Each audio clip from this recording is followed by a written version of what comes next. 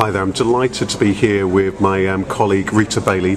Rita, an esteemed coach and trainer, executive coach. Rita, you've worked with, over the years, some very, very big corporates. You work with the likes of Shell, American Express, PriceWaterhouseCoopers, and working very often at a senior level, management level, with leaders in the corporate world, and very often with women in the corporate world. Yes. I'm really keen to talk to you a little bit about your life and your career and how you got into the coaching world, and perhaps along the way finding out a little bit about the other bits and pieces. Some people may well know that you were one of the founding fathers, mothers of the Coaching Academy, and one of the people very early on involved in coaching in the UK.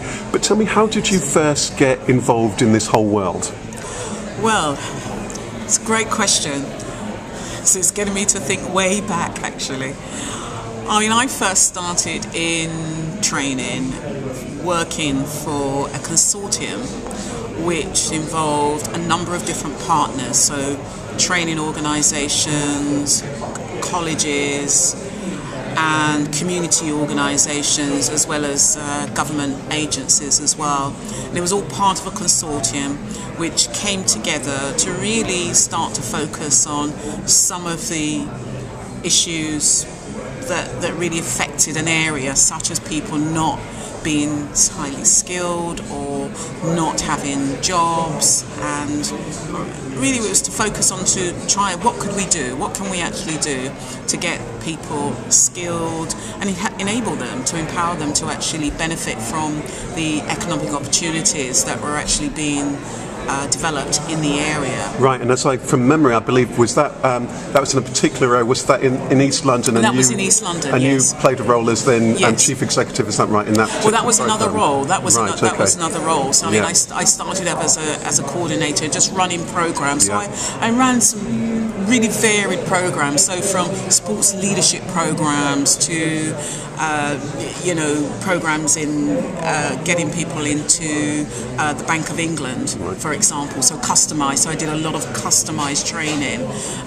designing a lot of customized programs. So how did you make then make the jump into then management? Because it's a big jump from running these programs yes. to suddenly then leading up a program, chairing, managing a program. Yeah. How did that come about? I think a bit of luck came with that, and I think also I had some really good people around me who acted as kind of informal mentors to me as well. And I think one of the great things is that when people believe in you as well, then they enable you. They enable you to have various opportunities as well. So, I mean, apart from that, I was always involved in voluntary work as well. So I've been a school governor, for example. I chair various committee meetings, volunteering for community work, and so so in some senses it all kind of made sense, right. really. And this regeneration program that you're talking about, I understand, was quite successful, because when I was reading one of your bios, I realised that you won a business award yes. for that. So yes, that's I mean, right. yes. how did you feel about that? I mean, one of the first things where you're leading and to be recognised with an award, that must have been giving you some feedback.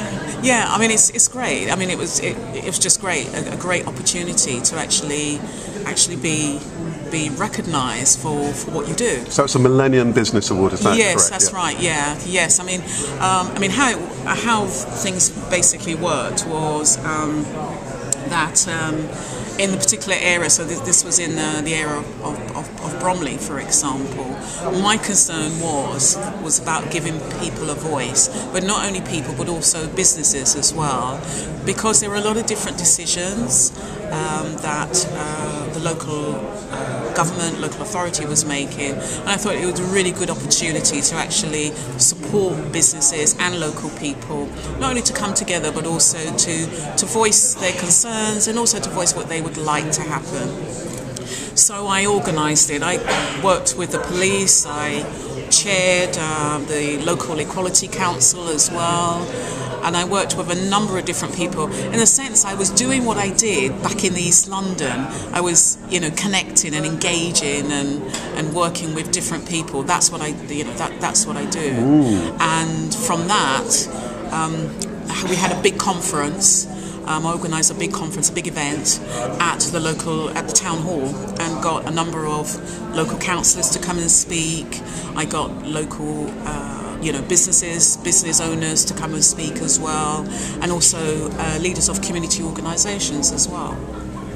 And yes, it was really wonderful to be recognised for that, and the Millennium Award was very much about recognising my contribution to the work that, in terms of the work that I actually did, and also they gave us some money to do the work as well. Well, that's always. And the police gave us money to do the work as great. Well. Actually, there was quite a few people that was giving us money to do the work. Well, that's good, isn't it? So it was great. Yeah. So then, how did the movement from being at this leadership role and from connecting in community development and regeneration, how did the move to training, coaching come about? And the next key things I know about is that when you became involved in coaching and one of the coaching trainers at the coaching academy, how did that shift come about? Well, I think I should say that I've always been involved in some learning and development, whether I'm involved in my own personal development, and in terms of that, whether I've done professional qualifications, academic qualifications, because I went off and did an MBA and at Henley, for example. So I've always been involved in learning and development, because it's my passion. Passion is about learning, and it's about growing. So I was involved in that, but also, as well as I said, from a voluntary perspective, I would also help others to learn and grow as well. And then officially in my various roles, even though I had a particular title, such as a coordinator, a project manager, or a senior manager, I was still mentoring and coaching people, but we weren't calling it coaching back then. So I've always been involved in that, and it seemed to make sense that, when I was chief executive at the Regeneration, again, I was focusing on very large areas, looking at developing people, but also looking at businesses as well, and helping businesses to grow. To me, it seemed like a natural step to become a coach. After that, it was kind of helping me to kind of really focus in on what was important. But it was early days in terms of coaching, isn't it? Very early days. At that particular time. Like I said, we weren't using the word coaching back then. So how did the Coaching Academy find you, or how did you find them, and how did the coaching community find you? Yeah, I saw the opportunity to actually, be a part of the Coaching Academy, and was one of the first individuals that was on their first program. So it was the very, very first program that they actually ran, which was a 2-day program. It was a weekend, and I went on to that weekend and met some great people as well. But also, it was also kind of a moment where you recognise, actually, I've been doing this all the time, whether, through volunteering or through my different roles. I've been supporting people, I've been empowering them, I've been asking them questions. I'd always been doing that. Right, so therefore becoming training people to coach and so on was a natural step.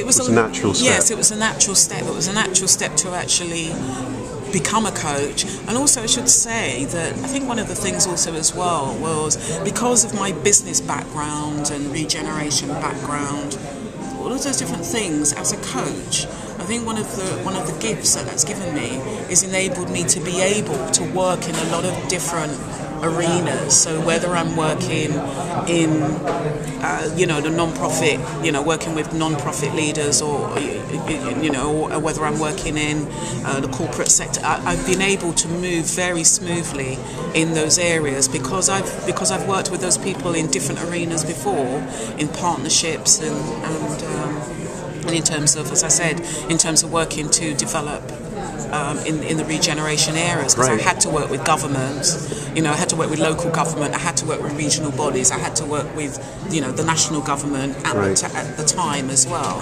So it was easy. It was kind of easy to work with those people anyway. I wasn't fazed by it at all. Fantastic. Well, I want to move on to talk a little bit about then the kind of people who you do work with now, and to get your views on coaching, learning and development, etc. Yeah.